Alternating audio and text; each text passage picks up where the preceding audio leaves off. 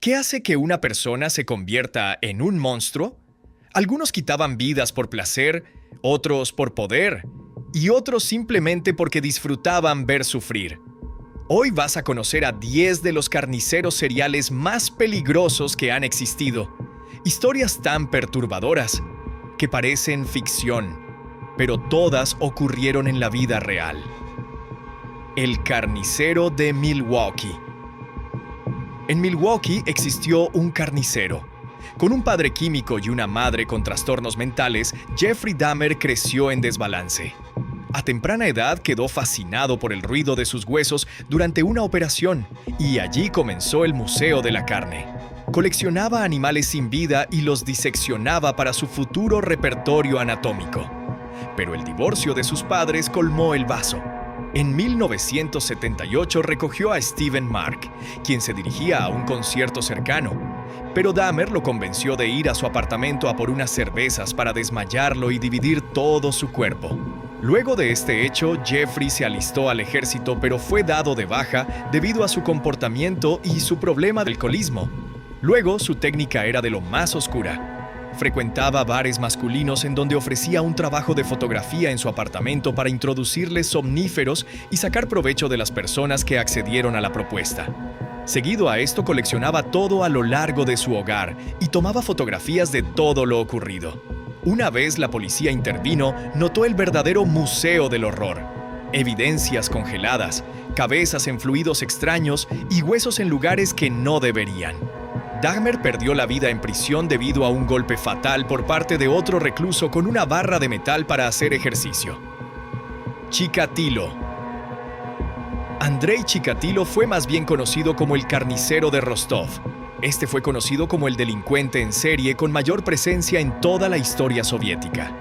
Andrei llegó al mundo durante las estrictas políticas de hambruna provocadas por Stalin.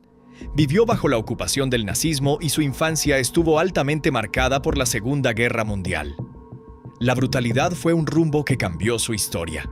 Su madre fue víctima de soldados alemanes que se aprovecharon de ella delante de Chikatilo. Sumado a esto, Andrei contaba con problemas que lo hacían orinarse en la cama, y esto fue motivo de burlas durante toda su niñez. Para su adultez se especializó en la docencia, pero su historial fue marcado por comportamientos horrorosos.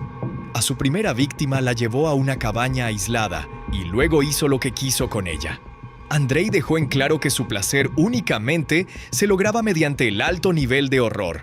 Chikatilo tenía un anhelo por atar y dividir hasta que no quedara ni un rastro de unión en sus objetivos.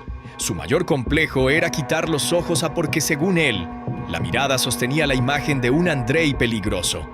A su vez, se alimentaba de los mismos tejidos de las personas. Pero las autoridades atravesaron horrores para detenerlo por las leyes del régimen que prohibían el reconocimiento de este tipo de personas en el paraíso socialista. Incluso le quitaron la vida a otros por crímenes cometidos por Chikatilo. Durante su detención declaró casi 60 vidas tomadas y su juicio fue un circo. Fue encerrado en una jaula para procurar su seguridad, y durante las sesiones de juzgado gritaba y alegaba ser una criatura digna del estudio médico mientras se quitaba la ropa y se comportaba erráticamente. Posteriormente falleció a causa de un disparo en la nuca al ser condenado a pena de muerte. El monstruo de los Andes. El monstruo de los Andes tenía nombre: Pedro López.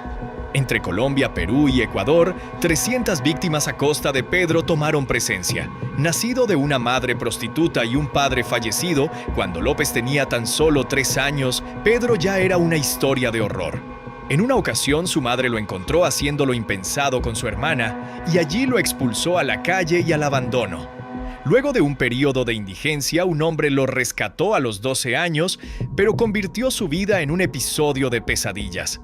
Tuvo relaciones con él en repetidas ocasiones hasta que su odio por la humanidad se esparció por todo su cuerpo. Luego de varias etapas en la cárcel, en donde también sufrió debido a los otros reclusos, Pedro López concretó un modo de trabajo macabro. Se dirigía a zonas rurales con comunidades de bajos recursos y se hacía pasar por un vendedor ambulante. Convencía a las presas de darle regalos, las llevaba a zonas ocultas y las sometía a actos horribles para luego desvivirlas. López, una vez fue capturado, expresó: Me gustaba ver sus ojos cuando su vida las abandonaba. Era como ver a Dios. Llevó a las autoridades a 50 pozos que él mismo cavó y declaró haber cometido 100 víctimas en Ecuador, en Colombia y más de 100 en Perú. Luego de cumplir la pena máxima de condena, fue liberado y nunca nadie supo cuál fue su último paradero. La Bestia. En Colombia, durante los años 90, existió Luis Garavito, conocido más bien como La Bestia. Nacido en el año 1957 en una familia marcada por el alcohol y la agresión, fue sometido desde temprano a traumas dados por parte de su padre que lo marcaron por el resto de su vida.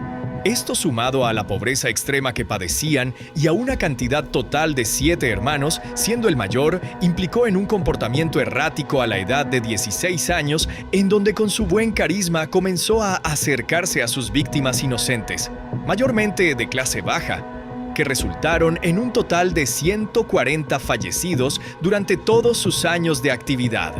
Luis, sin embargo, declaró que le arrebató la vida a casi 300 personas. El depredador carismático. Ted Bundy se ganó el título de terror universitario, un depredador atractivo, carismático e inteligente. Su propia madre, cuando Ted era joven, lo declaró como hijo de sus abuelos y este creció creyendo que su progenitora era su hermana. El primer paso para la ruina de su mente fue la incógnita que su madre provocó en su identidad. Bundy, sin embargo, era perfecto. Estudiaba psicología en Washington, formó parte de la campaña del Partido Republicano y obtuvo grandes recomendaciones para la escuela de Derecho. Pero todo era una simple fachada y una cobertura para la oscuridad que yacía debajo de aquella supuesta capa de bondad y humildad. Se estima que un romance fallido fue el disparador de Ted Bundy para convertirse en el mortífero más peligroso de todos los tiempos. Una mujer de clase alta rompió el corazón del joven Ted, y el camino del mismo se marcó por fichar víctimas que se parecieran exclusivamente a la chica que le aniquiló el corazón. Lo que siguió fue una oleada de terror en donde Bundy utilizaba su atractivo y sus atributos físicos para obtener confianza con sus futuras víctimas. Simulaba renguera o una necesidad de ayuda para que las universitarias le dieran una mano y allí marcar su futuro plan. El ataque ocurría a lo largo y ancho del campus. Su conocimiento en la psicología fue un gran impulso para lograr manipularlas y llegó incluso a utilizar disfraces de policía para poder aumentar la credibilidad de sus actos y sus palabras. El proceso consistía en noquear a sus víctimas brutalmente para luego hacer lo que quisiera con ellas y frecuentar prácticas inimaginables.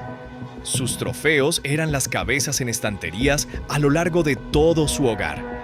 Las maquillaba y luego las peinaba como si se tratara de personas vivas y frescas.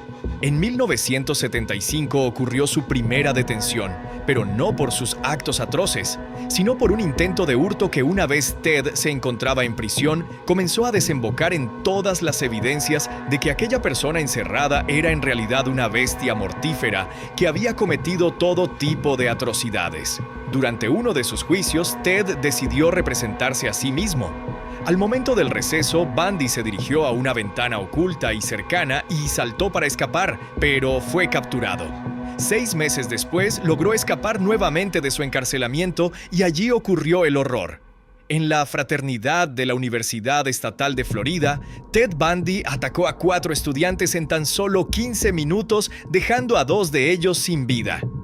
Luego de aquel acto, para Bundy no fue suficiente y cometió el delito más grave de todo su historial.